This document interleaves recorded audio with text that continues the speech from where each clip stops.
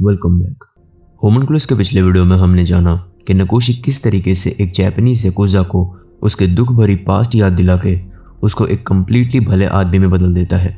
इसके बाद नकोशी ईतो से अपने साथ हो रहे इन चीज़ों के बारे में डिटेल में एक्सप्लेनेशन लेता है एंड ईतो के साथ पहुंचता है एक बुरुसेरा में, जहां से लोग अपने चुने हुए औरत के अंडर गारमेंट्स खरीद सकते हैं।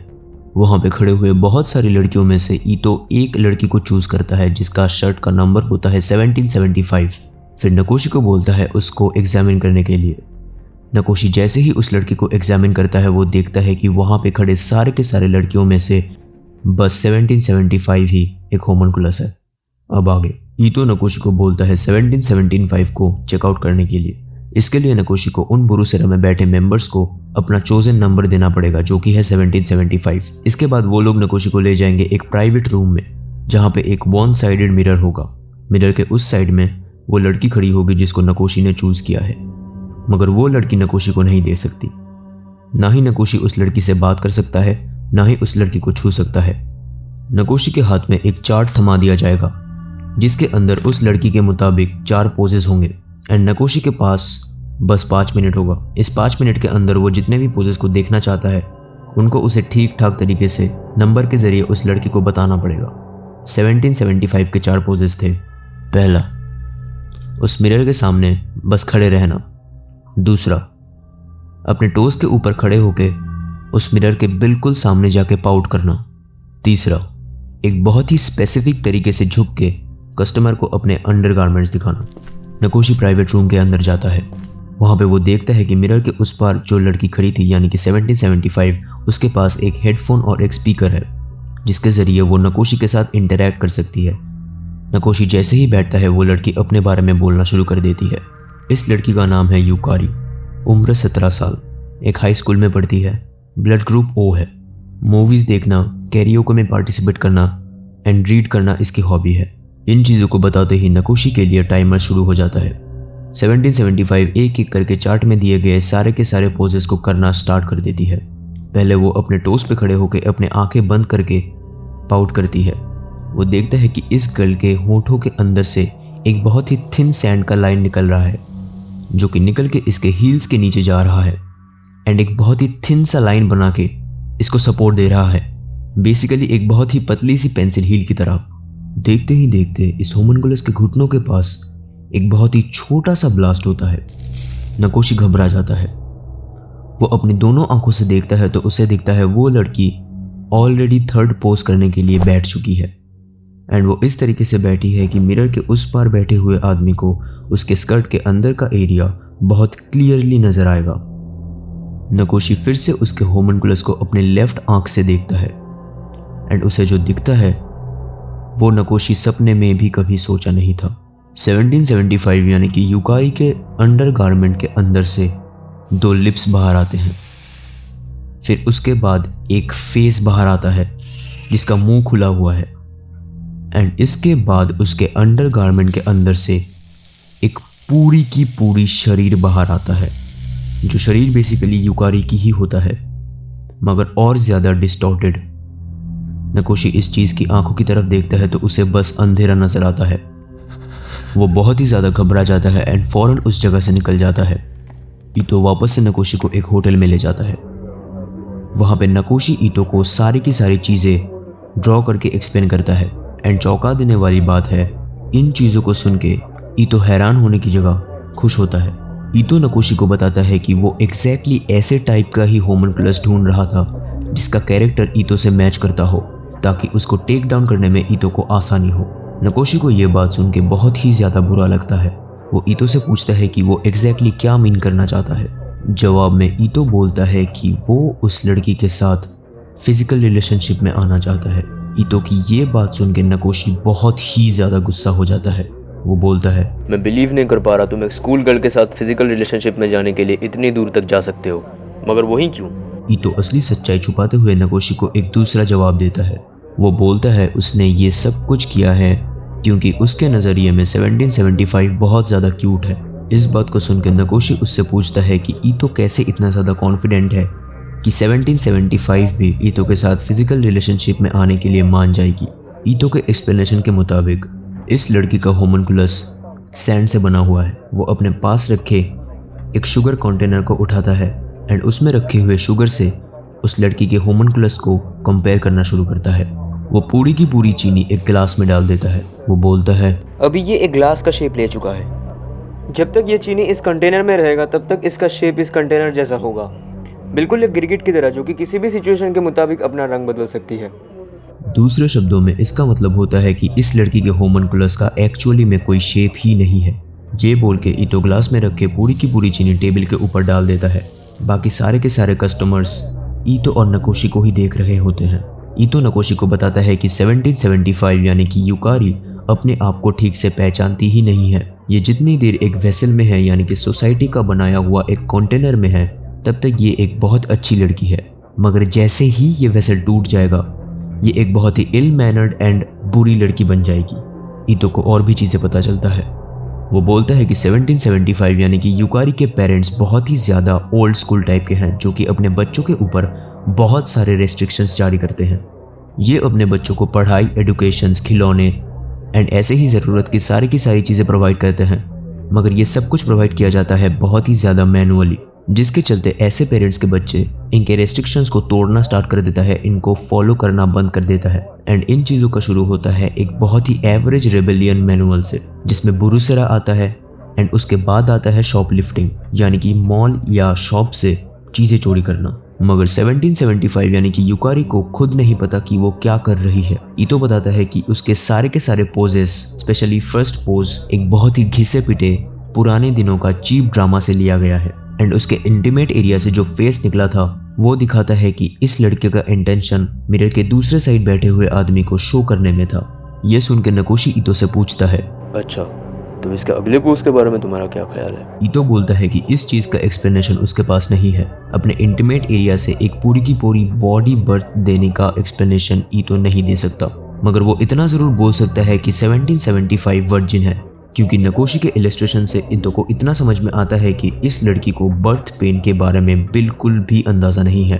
रैदर इस लड़की को अपने इंटीमेट एरिया से रिलेटेड कोई भी पेन के बारे में बहुत अच्छी तरीके से नॉलेज नहीं है, नहीं तो ये बर्थ देने की चीज़ उसका होमनकुलस या फिर उसका अंदर का सेल्फ कभी भी नहीं करता। इतना बोलने के बाद ईतो नकोशी से बोलता है कि वो 1775 से कांटेक्ट करेगा एंड उस टाइम पे नकोशी को आसपास रहना होगा उसके होमनकुलस को चेक करने के लिए। ईतो बोलता है वो 1775 को एक ऐसी पॉइंट तक धकेल देगा जहाँ से वो अपना शेप शिफ्ट नहीं कर सकती।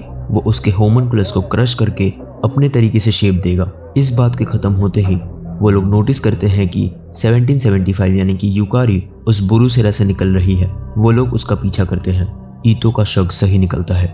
बुरुसेरा से निकलते ही 1775 एक सुपरमार्केट में जाती है एंड वहाँ पे एक प्रोडक्ट देखना स्टार्ट कर देती है। नकोशी युकारी के होमनकुलस को देखने के लिए एक सनग्लास उठा लेता है। ईतो नकोशी से बोलता है कि जल्द ही युकारी की होमनकुलस अपना शेप शिफ्ट करेगा। नकोशी को समझ में नहीं आता कि ईतो पर्टिकुलरली ऐसा ही क्यों बोल रहा है। ईतो से पूछने पे नकोशी को पता चलता है इस दुनिया में हाई स्कूल शॉपलिफ्टिंग एक बहुत ही सिंपल क्राइम है। नकोशी बोलता है, तो क्या? नकोशी की इस बात को सुन के ईतो बोलता है, क्या तुम्हें पता नहीं है? जिस लड़की को तुम पसंद करते हो उसे बस एक रोलर कोस्टर राइड में ले जाओ, क्योंकि जब तुम एक्साइटेड होते हो तुम्हें मैनिपुलेट करना बहुत ही ज़्यादा आसान हो जाता है। दूसरे शब्दों में ईतो बेसिकली शॉपलिफ्टिंग करने पे जो घबराहट होती है यानी कि अपने अंदर जो एक्साइटमेंट होती है पकड़े जाने का, इस चीज़ को अपना हथियार बनाएगा। अचानक से नकोशी नोटिस करता है कि युकारी की होमनकुलस का सर अपने चेस्ट के अंदर डिसॉल्व हो गया एंड उसके बैक से यानी कि उसके पीछे से ग्रो हो गया। वो जैसे ही ईतो को बोलता है, ईतो नकोशी को बोलता है युकारी के ऊपर से नज़र ना हटाने को, क्योंकि वो अब ही एक क्राइम करने वाली है। सडनली नकोशी नोटिस करता है कि युकारी का सर अपने आसपास अपनी नज़रें फेर रहा है एंड युकारी के होमनकुलस के स्कर्ट के नीचे से एक हाथ निकल के उस प्रोडक्ट को अपने स्कर्ट के अंदर छुपा लेता है। ईतो नकोशी को बार बार पूछता है कि उसके अंदर कोई एक्साइटमेंट या फिर हलचल नज़र आया कि नहीं। नकोशी का जवाब ना ही होता है। नकोशी बोलता है कि वो यही चीज़ एक और बार करने वाली है। ईतो को समझ में आता है कि शॉपलिफ्टिंग उसकी ज़िंदगी का अब एक हैबिट बन चुका है। उसको इन सब चीज़ों से अभी डर नहीं लगता। ये सब चीज़ बेसिकली उसके डेली लाइफ रूटीन का एक पैटर्न बन गया है। मगर ईतो युकारी के ज़िंदगी के अंदर जो पैटर्न है उसको ब्रेक करना चाहता है। वो नकोशी को बोलता है कि वो ऐसा एक सिचुएशन क्रिएट करेगा जिसके चलते उसका डेली लाइफ का ये जो पैटर्न है वो चुटकियों में ब्रेक हो जाएगा। ईतो नकोशी को युकारी के ऊपर अपनी नज़रें गड़ाए रखने को बोलता है एंड वो जाता है शॉप में खड़े हुए एक सिक्योरिटी गार्ड के पास। नकोशी को दिखता है कि ईतो उस सिक्योरिटी गार्ड से कुछ बातें कर रहा है। मीनवाइल 1775 एक और आइटम उठाने के लिए रेडी हो जाता है। अचानक से नकोशी के कंधे में एक हाथ आता है। नकोशी पीछे मुड़ता है तो उसे दिखता है कि ये वही सिक्योरिटी गार्ड है जिसके साथ ईतो कुछ देर पहले बात कर रहा था। ये शॉपकीपर नकोशी को चिल्ला चिल्ला के बोल रहा है उसके पॉकेट में उसने जो भी चीज़ छुपाया है उसे फौरन निकाल दे, नहीं तो वो पुलिस को बुलाएगा। नकोशी को समझ में आता है कि ईतो युकारी के बजाय नकोशी का कंप्लेन किया है इस सिक्योरिटी गार्ड से। नकोशी बहुत ही ज़्यादा हैरान होता है, मगर उसे दिखता है ईतो युकारी के पीछे खड़े होकर उसको इशारे में बोल रहा है युकारी के होमनकुलस को चेकआउट करने के लिए। नकोशी अपने लेफ्ट आंख से युकारी के होमनकुलस को एग्जामिन करता है तो उसे उसमें एक ड्रेस्टिकल चेंज नजर आता है। वो देखता है कि युकारी के होमनकुलस का जो सैंड है वो धीरे धीरे टूट रहा है, मगर वो शॉपकीपर अभी भी नकोशी के ऊपर चिल्लाया जा रहा है। ईतो अचानक से युकारी के पीछे से आके उसको अप्रोच करता है। ईतो एट दैट मोमेंट युकारी को प्रपोज करता है ईतो के साथ कॉफी डेट में जाने के लिए। युकारी मम्बलिंग करना शुरू कर देती है, वो थोड़ा सा नर्वस हो जाती है। युकारी को नर्वस होते हुए देख के ईतो नकोशी के लिए एक सैड फीलिंग युकारी को पोर्ट्रे करता है। कितनी दुख की बात है, एक एजेड आदमी ये सब चीज़ें कर रहा है, मजबूरी होगी शायद से कोई। सडनली ईतो को युकारी के हाथ में एक छोटा सा हलचल नजर आता है। वो तेजी से युकारी का हाथ पकड़ लेता है। ईतो युकारी को ऑलमोस्ट वहां से खींच के बाहर ले आता है। इसी दौरान शॉपकीपर जितनी तरीके से हो सके नकोशी को एडमिट करवाने की कोशिश कर रहा है कि उसी ने कुछ ना कुछ चुराया है, मगर नकोशी को चेक करने के बाद भी उसे कुछ नहीं मिलता। नकोशी उसे कुछ पैसे देता है एंड बोलता है मैं इन ग्लासेस को खरीद रहा हूँ। वो सिक्योरिटी गार्ड बहुत ही ज़्यादा घबरा जाता है एंड नकोशी से माफ़ी भी मांगता है। ईतो युकारी को एक कैफ़े में ले जाता है। नकोशी उनसे बहुत दूर एक टेबल में बैठ के उनके मूवमेंट्स को फॉलो कर रहा होता है। कैफ़े में युकारी ही पहले कन्वर्सेशन शुरू करती है। वो ईतो से बोलती है कि वो कुछ ज़्यादा ही फ्रेंडली है क्योंकि उसने अचानक से युकारी का हाथ पकड़ के उसको वहाँ से लिटरली खींच के बाहर निकाल दिया था। वो बोलता है कि उसने युकारी का हाथ नहीं पकड़ा था, युकारी ने बेसिकली अपना हाथ ईतो को सौंप दिया था। वहीं दूर बैठे नकोशी को युकारी के होमनकुलस के अंदर उसके पैटर्न में एक इंटरप्शन क्रिएट होता हुआ दिखता है। ईतो युकारी को एक्सप्लेन करता है कि वो कैसे इतनी आसानी से ईतो के झांसे में आ गई। ईतो बोलता है युकारी का राइट साइड झूठ बोलने में एंड सोसाइटी के सामने अपना झूठा सेल्फ पोर्ट्रे करने में माहिर है। वो उसे समझाता है कि हर एक इंसान का एक कॉन्शियस साइड होता है एंड एक अनकॉन्शियस साइड होता है। वो ना चाहते हुए भी इन दोनों चीज़ों को अपने ब्रेन के राइट एंड लेफ्ट पार्ट में बांट देते हैं, जिसके चलते उनका एक साइड कॉन्शियस चीज़ों को हैंडल करने के लिए ज़्यादा माहिर होता है, वहीं दूसरा साइड अनकॉन्शियस चीज़ों को हैंडल करने के लिए ज़्यादा माहिर। ईतो ये भी बोलता है कि युकारी अपने अनकॉन्शियस साइड को ढके रखने के लिए अपने फेस के लेफ्ट साइड को बालों से कवर करके रखती है। युकारी इस बात को बहुत कॉन्फिडेंटली इग्नोर करके बोलती है कि ये बस एक कोइंसिडेंस है। इसके जवाब में ईतो बोलता है कि शॉप में जब ईतो ने युकारी को पुकारा था, युकारी ने काम रहने की भरपूर कोशिश की थी, मगर उसके बाएं हाथ का अंगूठा थोड़ा सा हिल गया था, जिससे ईतो को पता लग गया था कि उसका लेफ्ट साइड उसका अनकॉन्शियस साइड है। ईतो अचानक से ये बोलता है कि इस वक्त ईतो की बात सुनते सुनते युकारी जाने अनजाने में अपने लेफ्ट साइड को थोड़ा सा ज़्यादा टिल्ट हो गई है। वहीं दूर बैठ के नकोशी नोटिस करता है कि युकारी का होमनकुलस अभी धीरे धीरे टूटना चालू हो गया है। ईतो अचानक से युकारी के लेफ्ट साइड के आगे अपना मिडिल फिंगर रख देता है एंड उससे बहुत ही गंभीर गले में पूछता है कौन हो तुम? इस क्वेश्चन के पूछते ही युकारी की आंखें फौरन अपने राइट साइड चली जाती है। ईतो उसे इंटरप्ट करके बोलता है मेरे मिडिल फिंगर पे तुम्हारे नज़रों की बने रहना इंपॉर्टेंट है। तुम मेरे सवालों का जवाब ढूंढ क्यों रही हो? बस वही बोल दो जो तुम्हारे मन में आ रहा है। युकारी लगातार ईतो के क्वेश्चंस को नजरअंदाज करती जाती है, ईतो को वापस से क्वेश्चंस पूछकर कि हु एम आई का मतलब क्या होता है। क्या ईतो उसका नाम जानना चाहता है या फिर उम्र या फिर जेंडर? ईतो बोलता है कि वो इनमें से कुछ भी नहीं जानना चाहता। यह बस एक आउटर लेवल्स है, बाहरी परत है जिसको सोसाइटी ने बनाया है। ईतो अपने आप को युकारी के फेस के बहुत पास ले जाता है। वो उसे बोलता है तो क्या इसका मतलब यही है तुम्हारे जितने बाहरी परत है वो धीरे धीरे करके खुलने लगेंगे तो अल्टीमेटली अंदर कुछ भी नहीं बचेगा? ईतो लगातार युकारी से एक ही क्वेश्चन पूछता है कि क्या वो सच में सोसाइटी का एक पुतला है जो कि बस अपने सोसाइटी के मुताबिक चलती है एंड अपने पेरेंट्स के रूल्स को मानती है। इसी दौरान दूर बैठे नकोशी नोटिस करता है कि उसका होमनकुलस ऑलमोस्ट पूरी तरीके से शैटर हो चुका है। अचानक से वो बहुत ही ज़्यादा एक्साइटेड हो जाती है एंड ईतो को बोलती है अब ईतो युकारी के बात पे सहमति देता है। वो वापस से अपने आप को युकारी के फेस के बहुत पास ले जाता है। वो उसे बोलता है कि युकारी को अभी तक पता नहीं है अपने ट्रू सेल्फ के बारे में, या फिर वो अपने ट्रू सेल्फ को पहचानने से डरती है। ये बोलते ही नकोशी को नजर आता है उसका होमनकुलस पूरी तरीके से क्रश्ड हो चुका है। ईतो नकोशी की तरफ देखता है। नकोशी वापस से ईतो को सिग्नल देता है। ईतो युकारी के ऊपर और भी ज़्यादा चढ़ जाता है। वो युकारी से बोलता है कि युकारी बस अपने पेरेंट्स के दिखाए हुए रास्ते पे चलती है, उनके बताए हुए गाइडलाइंस को फॉलो करती है, जो कि युकारी को असल लाइफ में बिल्कुल भी पसंद नहीं है। तो इसके चलते वो इन चीज़ों को अगर अपोज भी करना चाहती है या फिर रेबल भी करना चाहती है, तो इसका बस एक ही उपाय है।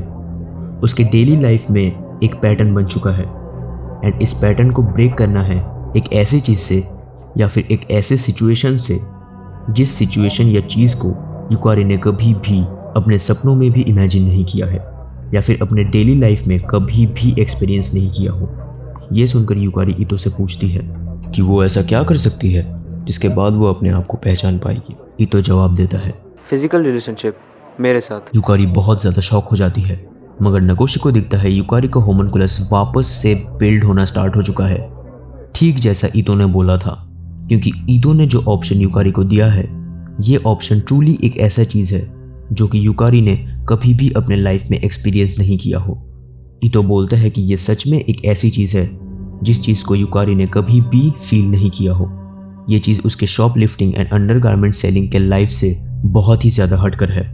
युकारी को अभी तक पता नहीं है कि shoplifting and selling undergarments are not only the bad thing she can do, जिसके ज़रिए वो अपने पेरेंट्स के रूल्स एंड रेगुलेशंस को तोड़ सकती है। ईतो को ऑलरेडी समझ में आ चुका था कि युकारी के पेरेंट्स के रूल्स एंड रेगुलेशंस फिजिकल चीज़ों में ही ज़्यादा लागू होते हैं। युकारी वापस से मम्बलिंग करना स्टार्ट कर देती है। उसको मम्बल करते हुए देखकर ईतो सडनली अपने चेयर से उठ जाता है एंड युकारी को इस कन्वर्सेशन के लिए शुक्रिया अदा करके उस जगह से जाने लगता है। युकारी झटके से ईतो का हाथ पकड़ता है एंड ईतो को वहाँ से जाने के लिए मना करता है। ईतो को समझ में आता है कि युकारी ने ईतो के प्रपोजल को एक्सेप्ट किया है।